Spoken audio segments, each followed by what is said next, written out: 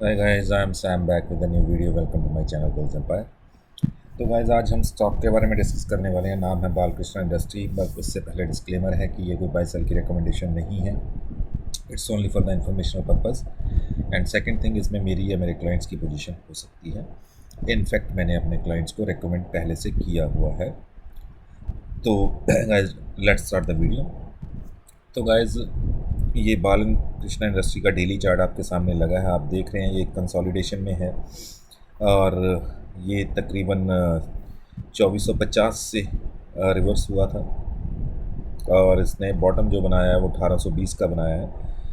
तो गाइज अभी इसमें कोई पोजीशन नहीं बनानी चाहिए बिकॉज एक कंसोलिडेशन में है। जब उस कंसोलिडेशन का ब्रेकआउट देता है जो कि होगा 1950 के ऊपर जब क्लोजिंग देता है और वॉल्यूम के साथ, तो इसमें एक पोजीशन बनाई जा सकती है। इस पर नज़र रखिए स्टॉक पे। और आपका जो टारगेट होगा वो कम से कम 2100 रुपये का टारगेट होगा 1950 के ऊपर वॉल्यूम के साथ ब्रेकआउट देता है तो आप पोजीशन बना सकते हैं 2100 के टारगेट के लिए।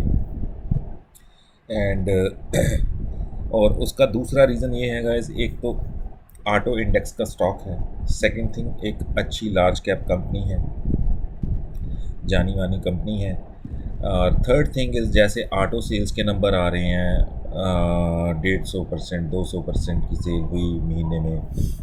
तो गाइस उसी हिसाब से जो भी ऑटो सेक्टर से रेलेवेंट या रिलेटेड कंपनीज़ हैं उन सब के भी प्रॉफिट अच्छे आ सकते हैं।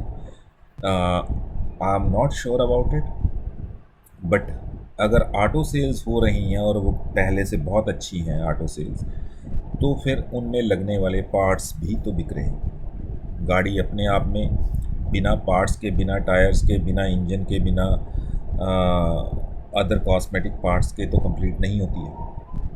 अगर गाड़ियाँ ज़्यादा बिक रही हैं तो ऑब्वियसली फिर वो सभी चीज़ें बिक रही होंगी।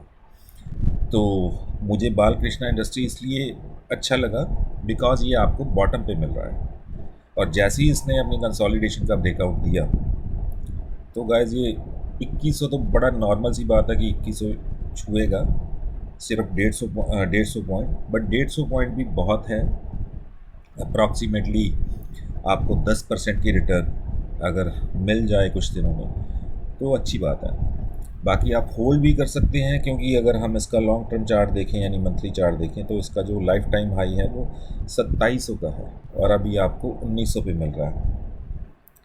तो पोटेंशियल काफ़ी अच्छा है, बट मैं आपको 2700 की वेट करने को तो नहीं कहूँगा, बट मैं 2100 तक की वेट करने को ज़रूर बोलूँगा जिस दिन इसने कंसोलिडेशन का ब्रेकआउट दिया। और या फिर आप एक्यूमुलेशन में जा सकते हैं कि थोड़े यहाँ लिए थोड़े नीचे लिए, तो अलग अलग प्राइजेस पे, तो एक एवरेज बनाते जाएं और आप जल्दी निकल जाएंगे या ज़्यादा प्रॉफिट के साथ निकल जाएंगे। तो it's all up to you.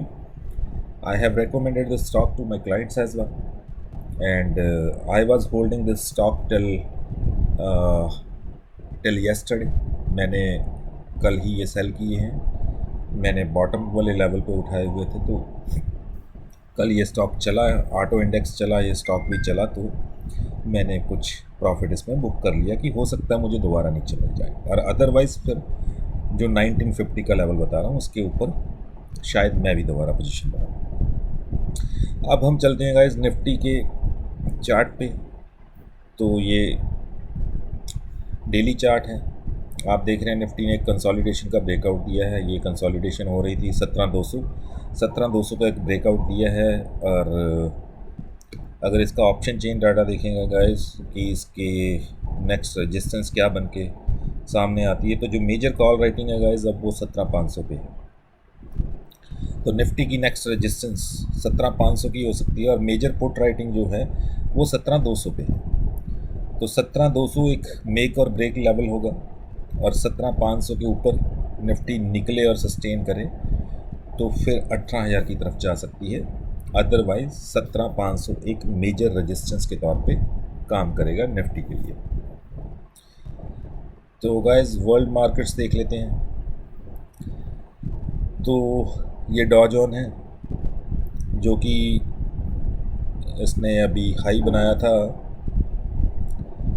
कुछ 30,300 350 का, और वहाँ से थोड़ा नीचे है और 29,000 के लेवल को नीचे की तरफ ब्रेक कर चुका है।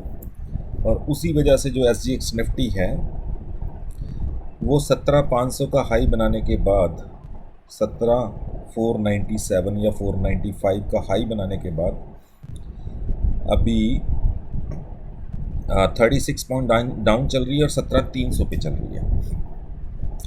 तो बाकी अभी पूरी रात पड़ी है, सुबह तक पता चलेगा कि डॉ जोन्स और नीचे जाता है या रिकवर हो जाता है। तो निफ्टी भी उसको फॉलो करेगी, क्योंकि जब निफ्टी वीक है तो फिर डॉ जोन्स को फॉलो करती है, जब स्ट्रेंथ है निफ्टी में फिर ये किसी की तरफ नहीं देखती, फिर अपनी ही धुन में चलती है।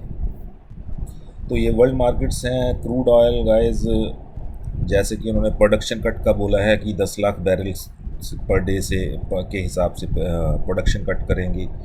दाम बढ़ा के रखना चाहते हैं मार्केट में, क्योंकि उनको फ्री का पैसा जा रहा है जब से रशिया ने वॉर शुरू की है। तो अब उनके मुंह को खून लग चुका है।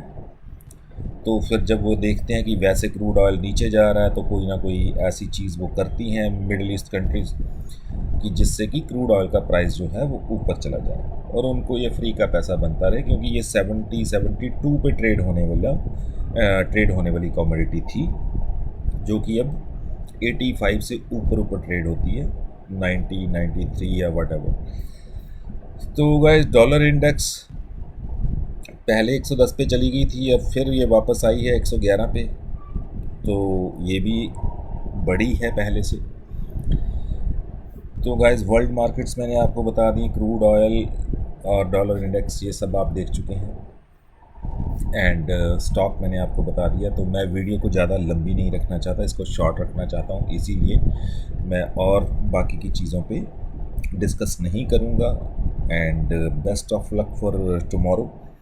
अगर आप ट्रेडर हैं और अगर इन्वेस्टर हैं तो फिर आपके लिए हमेशा ही बेस्ट है, जितना मार्केट गिरे उतना आपके पास अपॉर्चुनिटी है।